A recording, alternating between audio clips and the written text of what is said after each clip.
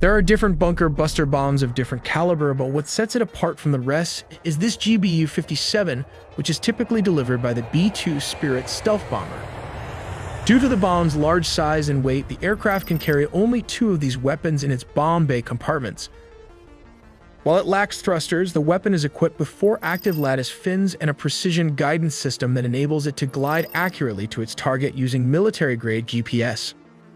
Constructed from a specially designed high-performance steel alloy, using its weight when falling under gravity to penetrate or dig itself up to 200 feet of underground soil or concrete. We'll also look into the difference between the massive ordnance penetrator and the mother of all bombs with step-by-step process of how they work, all in the video ahead. To give you an idea of the varying levels of penetration capability among different bunker buster bombs, let's compare a few examples. First, we have the BLU-109, also pronounced Blue. It is a 2,000-pound bomb developed in the 1970s. This weapon is capable of penetrating approximately 1.8 meters or about 5 feet of reinforced concrete. Next, we move on to the GBU-28, which is equipped with a laser-guided system at its front. This bomb can penetrate to a depth of nearly 6 meters, equivalent to roughly 20 feet, which is as tall as a 2-story building. However, neither of these compares to the massive capabilities of the GBU-57, also known as the Massive Ordnance Penetrator. It can penetrate over 60 meters into the ground, around 200 feet. To put that in perspective, this depth is comparable to the height of a 20-story building, depending on the floor heights. These examples demonstrate the significant advancements and differences in penetration levels among these specialized weapons. Let's put an average human here against this weapon, which is 20.5 feet long, giving it a streamlined, aerodynamic shape that is crucial for stability and precision. With a diameter of 31.5 inches and weighing an incredible 30,000 pounds, translating to approximately 14,000 kilograms, it utilizes its massive weight to generate the kinetic energy required for deep penetration. This heavy, compact design enables it to break through over 200 feet of reinforced concrete, making it one of the most effective bunker-busting munitions in the world. Let's take a look at the parts of this weapon. The most important part is the body casing, made of hardened ferrocobalt alloy to withstand impact. Interestingly, the body comprises more than 80% of the bomb's total weight. Inside this cover, you will find the following components.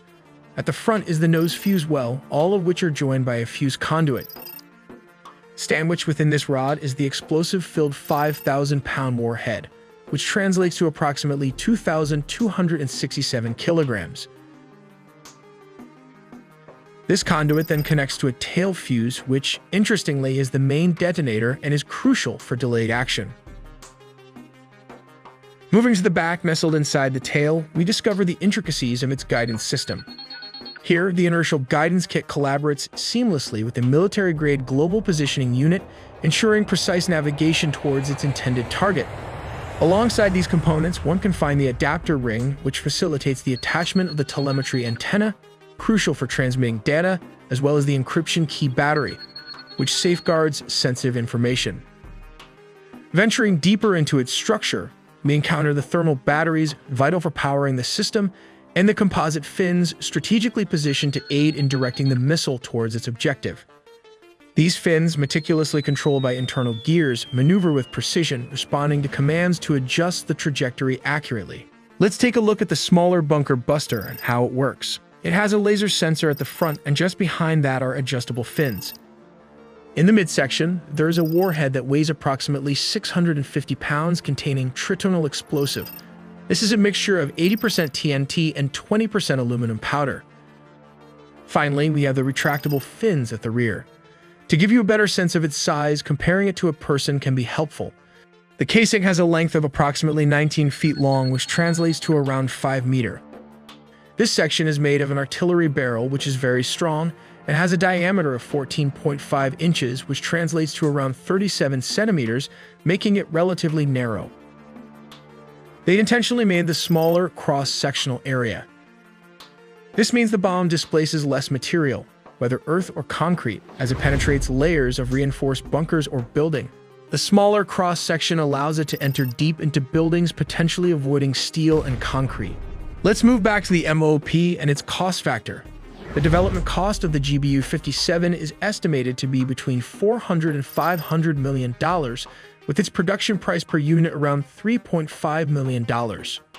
Meanwhile, the GBU-28, a 4,000-pound bomb, costs approximately $100,000 to $150,000 per unit, while the per-unit cost of the BLU-109 is approximately $25,000 to $84,000 for each JDAM kit.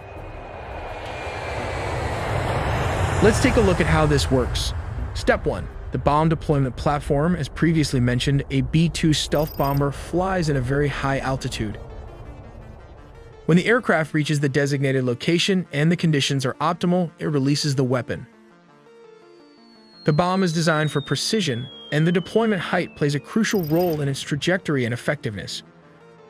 Then Step 2 comes the targeting precision. The bomb is outfitted with advanced guidance technology, including GPS and inertial navigation systems, which are military-grade satellites. Then comes Step 3, that is adjusting the trajectory. The guidance information and data is then transmitted to the bomb's 4-lattice motors fins located at the rear. These fins can move and adjust in real time, allowing the bomb to correct its course as it descends under the force of gravity. These adjustments are essential because the weapon does not have thrusters to change its trajectory. Instead, it relies on the movement of these fins and the high-altitude drop to control its flight path. This is why the bomb must be deployed from a very high altitude so it has enough time and distance to adjust its trajectory accurately.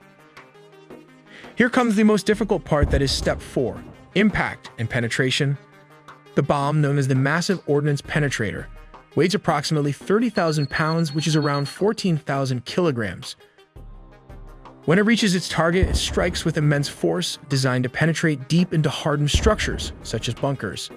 The energy upon impact allows the bomb to bury itself over 200 feet into reinforced concrete, ensuring it delivers its payload precisely where it is intended for maximum effect. Finally, Step 5 involves the tricky part of arming the weapon. It was installed with 2 SDB fuses. Double fuses are required as a backup. The first is for G-sensing and the second is the time delay fuse. Why the redesign was necessary, it was to ensure that the bomb could strike facilities buried beneath significant layers of hardened material. For this reason, the fuses are placed at the rear of the bomb to prevent them from being damaged. Once the time delay or the G-sensing fuse reaches its destination, it can blow, creating a mini earthquake that can bury bunkers and 20-story buildings inside them. Many people often confuse the Massive Ordnance Penetrator MOP with the mother of all bombs, MOAB, which stands for Massive Ordnance Air Blast. The mother of all bombs weighs approximately 21,600 pounds and is designed to detonate above the ground, creating a massive shockwave and blast radius. However, unlike the MOP, it does not have penetration capabilities.